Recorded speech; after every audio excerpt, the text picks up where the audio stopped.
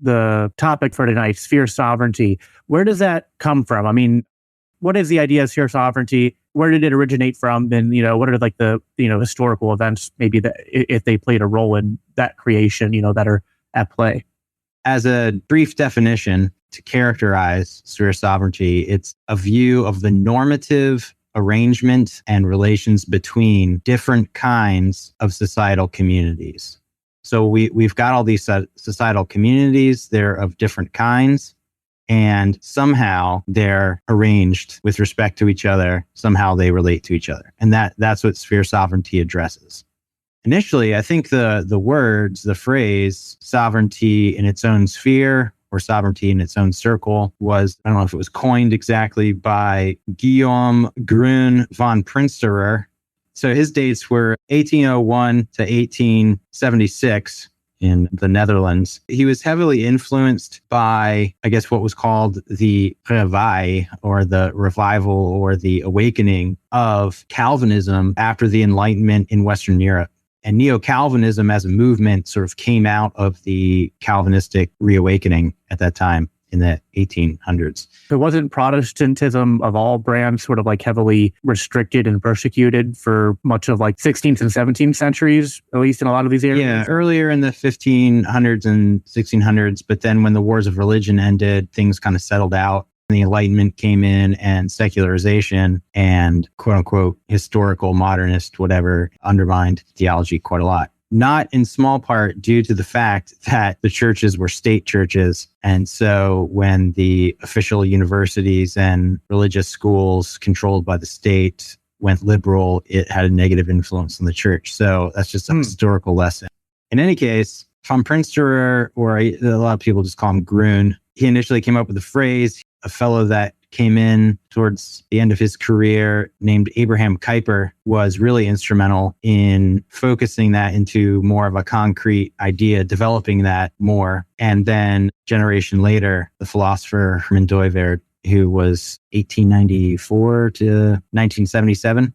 So those are some of the people. It actually goes back a little bit earlier in some of its conception to Johannes Althusius, although he had his work, Politica, had largely been forgotten until it was revived by Otto von Guericke right around the time of Kuyper. So it's unlikely that Kuyper was aware of his work, but he mentions this guy, another Johannes Alsted, who was also a Calvinist political thinker. Anyway, Althusius was 1557 to 1638, early 1600s. He had a notion, sometimes it's called consociationalism, or maybe it's called that now. In any case, Kuyper comes around in the 1860s, 70s, 1880s. He died in 1920. And he really started to develop the notion of sphere sovereignty as societal communities and the way they're arranged, how they relate to each other, particularly with respect to the state, non-state communities in relation to the state.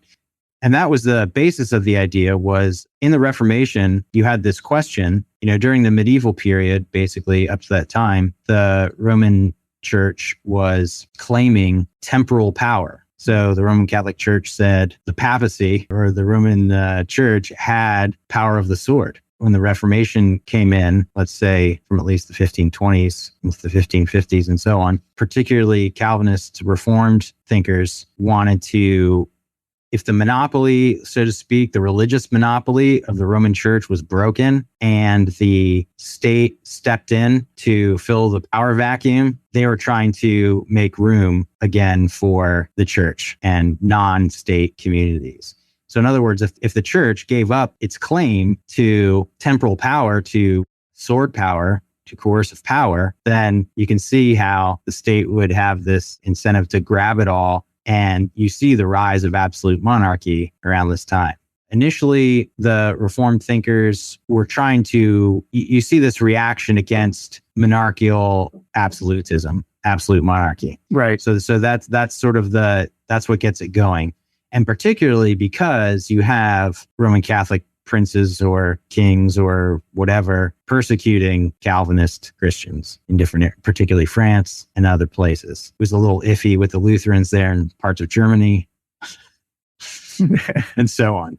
Yeah. So it begins with this idea of what we would call now, in some ways, separation of church and state, although it was articulated somewhat differently then because they also had civilly established churches. So we see this idea of getting more refined, but they were wanting to limit the power of the government to be able to resist tyranny. So it begins in that kind of way. And then in the rise of modernism, there's sort of this historical consciousness about the development of pluriformity, multiple different kinds of societal communities.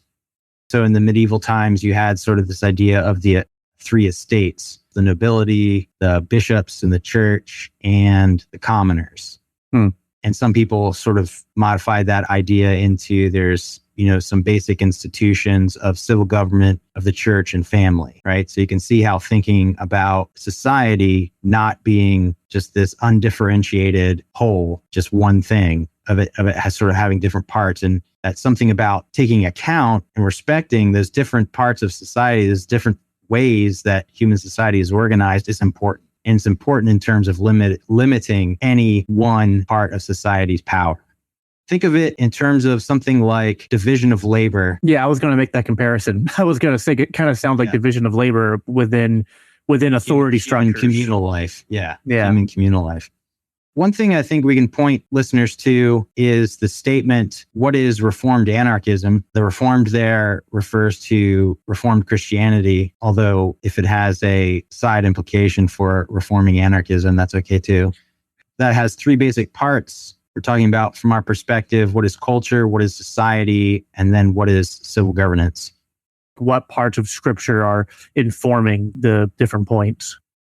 One thing that, as I remember, Kuyper, at least Dooyeweerd, brought into the discussion was that in creation, God makes different kinds of things, each according to their own kind. So that phrase from Genesis and the basic narrative of what we see God doing in creating the world is creating things different from each other. And that basic diversity in creation is crucial also to human life, right? Mm-hmm. So it's not just a diversity in the quote unquote natural order, but that human life was to develop and be fruitful according to a variety. Kuyper has this great article. He's talking about how bad modern life is in trying to make everything uniform. And of course, this is one of the key characteristics of authoritarianism and totalitarianism, this horrible, anti-humane, making everything the same. Does it connect to like the, I don't know if Kuyper ever brought this up, but like where my mind goes is the passage, I forget, I think it's Corinthians, but I could be wrong, but where like Paul's talking about the body of Christ, the hand says, I'm not a foot. And, what is it kind of like that where it's like, recognizing does like refer to that. Yeah. Cause it's like different areas of competence, and that kind of directs where your authority is supposed to go, I guess, is sort of what I was thinking. Yeah. That's exactly the idea. So that's sort of an organism, an organic metaphor, and that in an organism, I guess there may be that, single-celled organisms. There's still differentiation in these single-celled organisms, but with this development of complexity, we have different parts doing different functions, and that's the picture of the world that we get, and how important how respecting that diversity, that variety is important to understanding human life and human communal life. The first two sections under society from the what is Reformed anarchism, if I sort of like read that out and then explicate it a little bit, sure, that might be a way into it. Part two, we have under A, what is society? We've already discussed what is culture. We can touch on that maybe if that comes into it. But in any case, A is neither individualistic nor collectivistic. Society is not a single whole. This is really key because normally because it's like this collective noun, we just sort of think of it as one thing. But this is fundamental to understanding our perspective on ultimately our opposition to monopoly on civil governance. But society itself is not a single whole. Rather, by society, we mean the numerous individual and communal relations of several varieties. There are inter-individual relations, communal relations, and intercommunal relations. if you think about an individualistic, not individualism in terms of methodological individualism, but an individualistic view of society, the basic idea is there's just individuals. And maybe if they're atomists or some sort of extreme version, they think groups are illusory, right? They're just aggregates of individuals. With collectivism, it's sort of the reverse. And you see this in some early Greek thought, and totalitarians and collectivists of all kinds have sort of, continued this idea that there's just the group, and then people are only what they are in relation to this whole, and the whole is greater than its parts, this kind of thing. But you need a both end perspective, right? Not in terms of both individualism and collectivism, but both individuals and groups. Yeah. And they're both real. So you have inter-individual relations, communal relations, and intercommunal relations. While only individuals act, neither society nor any communal relation can be properly reduced to only inter-individual relations. So this is a denial of individualistic view of society. It's not just individuals. Communities and other groups are real. So families are actually a thing. It's not an illusion. When a husband and wife, their marriage, and either by natural birth or adoption or whatever, and there's children, this family unit is actually a thing, and its difference from other things needs to be understood and respected for society to operate, just as one example. An individual is never a mere part of a given community of which they are a member. Communal relations differ from inter-individual relations in being comparatively more enduring and involving authority arrangements. So that idea is, for example, in a family, let's say a child dies, or the mother or husband or wife dies, the mother or father dies, they're still a family. But members of the family are not just members of the family. They're individuals in their own right. A lot of words you're using are things that are good, but the left has weaponized them and corrupted them. Diversity, groups, kind of like, the ideas of communal living and stuff. Like sometimes these words have been, a lot of people push back against them because they've seen, just like we're talking about with sphere sovereignty and the idea of authority, another thing that's been hijacked, but I don't know. No, that's right. We want to recognize realities in human existence and try to account for them without having to explain away elements of them in order to justify other parts. That's what we don't want to do. We want to account for the full phenomena. In any case, we're just touching on how inter-individual relations differ from a communal relation. And one of the differences is that communal relations can be relatively more enduring than the individuals, and there's a authority structure. So between you and me, we would say we have an inter-individual relation, let's say for this podcast, and we're operating basically as equals in the exchange. In some ways, there's different functions. In this particular relation, you're the host, I'm the guest. In some ways, it's like it's your podcast, right? Mm-hmm. So there is a kind of ownership privilege there that doesn't equally apply to me.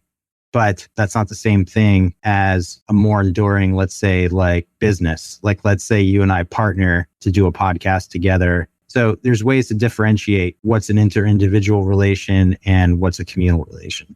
Right.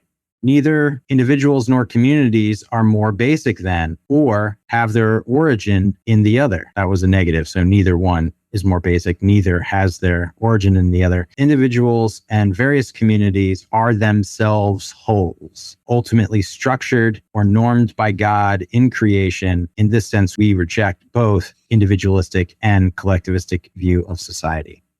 Okay, so that's just that sort of gives the big picture. Now, with sphere sovereignty, what's being talked about is this normative arrangement and relations between different kinds of societal communities. There's other basic relations in society. Society is not just communities. It's also inter-individual relations and intercommunal relations. But what we're talking about now is these basic communities. There are distinct communal spheres. So this word sphere can just be understood to mean kind of communities. There's the familial sphere, meaning there are families. That's one kind of community, is family. There are many different families or businesses, right? Yeah. So these are different kinds, and there's many of those communities. Then there's like overlapping things. Like I work in a family business, which that's an interesting like way to like analyze. Like there's this weird, like I'm working with my father and my brother, but then it's like our working relationships have different rules and the authority structures are different than the way the authority structures work when it's just the basic relationship between like me and my father and me and my brother. You know, when I think about our everyday interactions and when I was young and learning those dynamics, kind of going, hey, my relationship with my boss and my father are like different, even though they're the same person. That's right. Yeah. So as the same person, the communal relation, at least normatively, right now, like he might, if you mess up at work, this doesn't apply because you're an adult on your own, but let's say you were a kid and you were getting an allowance. If you mess up at work, he's not going to dock your allowance, or at least he shouldn't. That's different. That's a different arrangement. I'm not saying every kid should get an allowance, but whatever. Just something as an example, your pay at work maybe gets docked. Yeah. So this is an example of saying where the lines are in terms of the structurally different relationship. And these are normative in the sense of shoulds, right? So we think these are ways of analyzing how are these things put together and what sort of proper structure goes along with what they inherently are. Okay, so where were we? Okay, so we're just saying there are distinct kinds of communities. Each kind of community is distinguished from other kinds by its own intrinsic nature, differently characterized in its organization and purpose. So the purpose of a family business is not for a parent to raise their children. Yeah. The purpose of the business is to do business.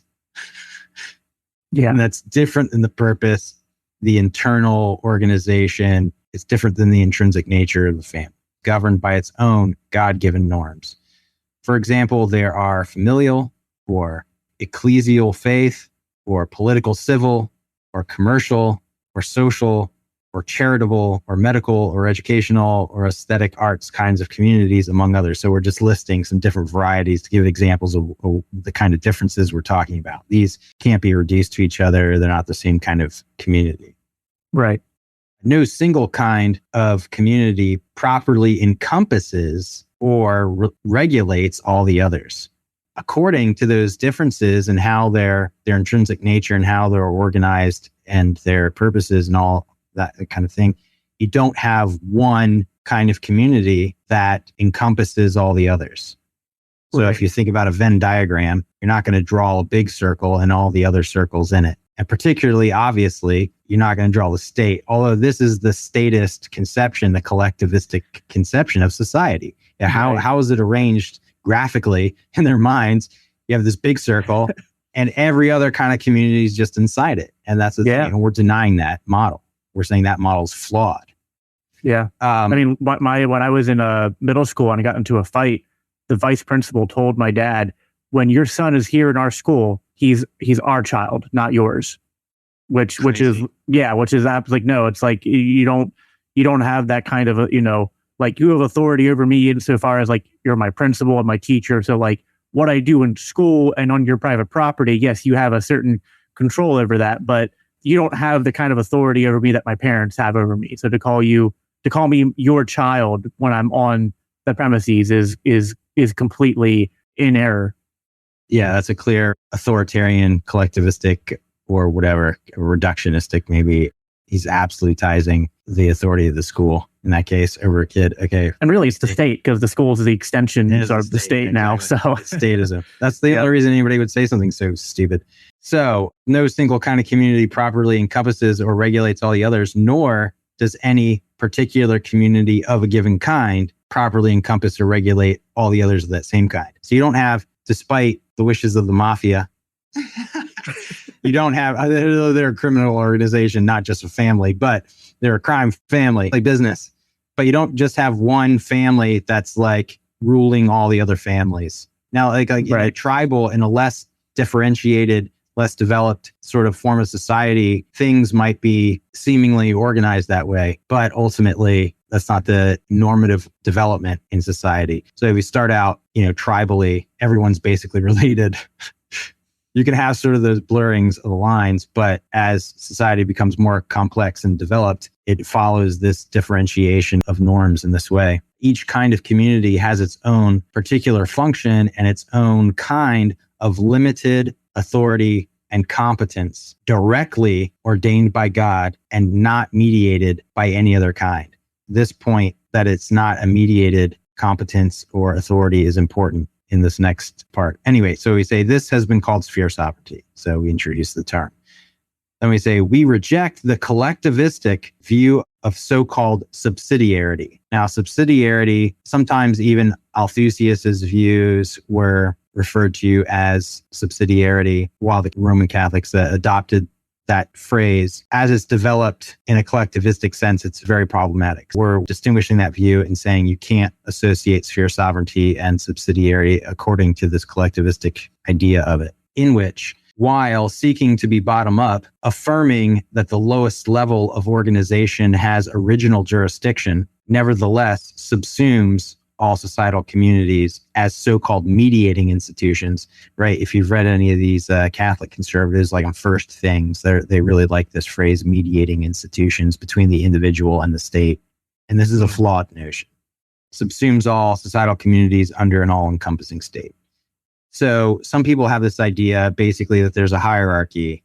Right. They're going to try to nuance, I guess, the collectivistic idea by putting into a hierarchy and putting the original jurisdiction and sort of motivation from power. They want to say it's got to be bottom up. And we're saying that's not sphere sovereignty. That idea of just, it's all still one thing and we're decentralizing and we're bringing it down to the grassroots. That's the best they have to offer. And we're saying, no, we have a different conception because that's still collectivistic and we're rejecting that. So that was the 2 points. Hope that wasn't too much good for anybody. I bullet pointed here in 4 points. So let me try to summarize. When we're talking about sphere sovereignty, the first thing we want to say is that there are distinct kinds of communities. That differentiates us from an individualistic view because we believe communities are real. It differentiates us from a collectivistic view because we're saying there are basic different kinds. So that's the first point. There are communities. There are several distinct kinds of communities. The second point is that each kind of community has its own intrinsic nature and jurisdiction, if you will, its own scope of activity and particular function, its own limited authority and competence directly ordained by God in Christ according to God-given norms. So start to think about what those were, that those were listed. Civil governance being different from ecclesial, that is the church, from the family, from businesses, from healthcare. That's an important one. Yeah. That has its own functions. Education, even. Yeah. So that's the second point, that they're differently characterized. The third point would be against this collectivistic subsidiarity, or just like a kind of mere keeping a kind of collectivism, but then trying to improve it by way of just an idea of decentralization. If you have a group, decentralizing power might be an appropriate and good thing. But if you're trying to encompass society as a whole, simply decentralizing it and trying to drive power to the bottom is not an adequate conception of society or protection against tyranny. And that's a key thing to realize. No kind of community is rightly mediated by, nor does it encompass or regulate any other kind. It's not a hierarchy, although there might be a hierarchy, a particular authority arrangement in some community. The communities themselves, or the kinds of communities themselves, are not hierarchically arranged. Right. So there's no hierarchical arrangement, although they are connected or coordinated in various different ways. We talked about family business. So the last part is no particular community of any given kind encompasses or regulates others of its own kind. So no mafia family. Right. Yeah. So those are the 4 points. There are communities and there's different kinds. Second, each has its own intrinsic nature that's different. They're not hierarchically arranged. And within any given kind, there's no single one that encompasses them all. And of course, when we come to the issue of civil governance, this is what the state is doing. even if it's federalized, even if it's decentralized, it's still a monopolistic organization. The direction federalism was going in or decentralization was going in to protect against tyranny, of course, that was their obvious intention, separation of powers and all this kind of thing. But if you have a monopoly, it's in principle totalitarian. Right. And in practice will inevitably always tend towards increasing totalitarianism in practice.